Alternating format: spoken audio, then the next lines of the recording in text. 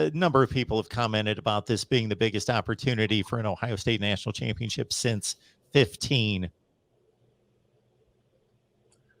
Go ahead, Kevin, and I'll throw my thoughts in. I was going to say, I mean, the thing is, every year, this is the year. This is the year. I mean, certainly with a returning Heisman finalist quarterback and some serious changes to the defense and everything else. I mean, yeah, this is the year. This is where it should be set up. So many times we've seen Ohio State successful the year prior to the year. Will they be able to be successful on the year?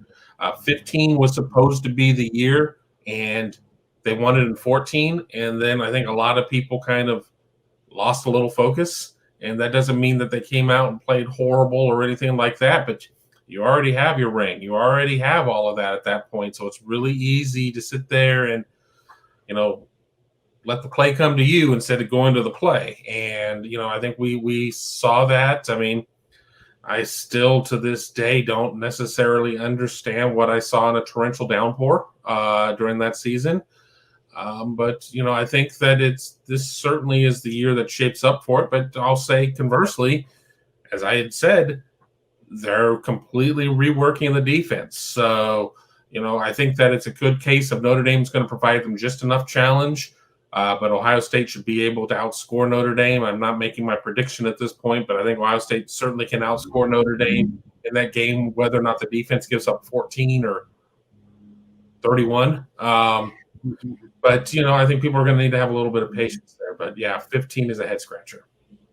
Yeah, I'm on the record as that 2015 team. I think people hold it in way too high regard, way too much esteem given to that program and that team, because as Kevin said, they were satisfied. They had accomplished all they ever wanted to accomplish for many of them, winning the national championship in 2014. 4 guys start the season on suspension. And so that gives you an idea of some of the level of focus at that point. The Ed Warner thing, hiring Ed Warner as your offensive coordinator. Now, he was co-offensive coordinator for the 2012, 2013, 2014 season. Tom Herman then leaves, and I feel like Urban was kind of almost like obligated to allow Ed Warner to then assume play calling duties, and it didn't go well, and it went so poorly that Urban Meyer should have known beforehand that it was going to go that poorly, and he didn't. So there was some screwing up there. The Tim Beck hire, I still I will disagree with it forever. I remember putting together a list of like 25, a hot board of 25 quarterbacks coaches to take over and offensive coordinators, and I didn't put them on the list because I would never do it. And I remember, I think Kevin texted me at the time. He's like, "Hey, I'm hearing Tim Beck," and I was like, "Well, there's no way." And because you watch him, and all that ever happens is his quarterbacks either don't get any better or they get worse. And he has a long history of that. And so I feel like Urban was kind of handcuffed with promoting Ed Warner, but also, as I said, he did so poorly that Urban should have known.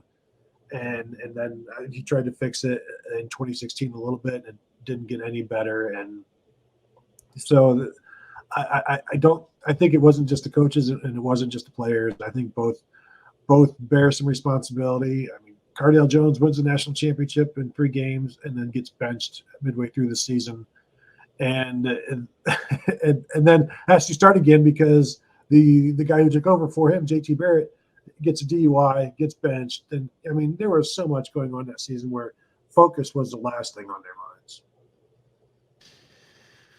I just ran the numbers in my head. Note here, guys. This is so uplifting, going back in the Wayback Machine.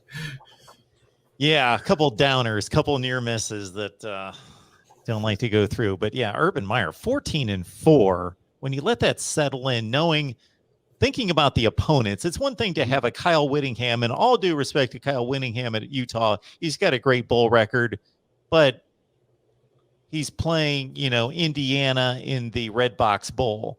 He's got a lot of those bowl games. Urban, but these are like almost all top 5 teams in the country. 14-4. And for the longest time at Ohio State, he was undefeated as an underdog Yes. as well. So like he's got some really impressive stats. I think he finished undefeated as an underdog, correct? He very well may have. I know the even that loss to Clemson in 2016, I think Ohio State was favored by like 3.5 or something like that. Yeah, I think it was a streak that carried over into Ryan Day, and obviously they weren't a favorite in the CFP championship game against Alabama. I don't know if that streak was derailed prior to that, but that's the first one that kind of jumps off the page to me.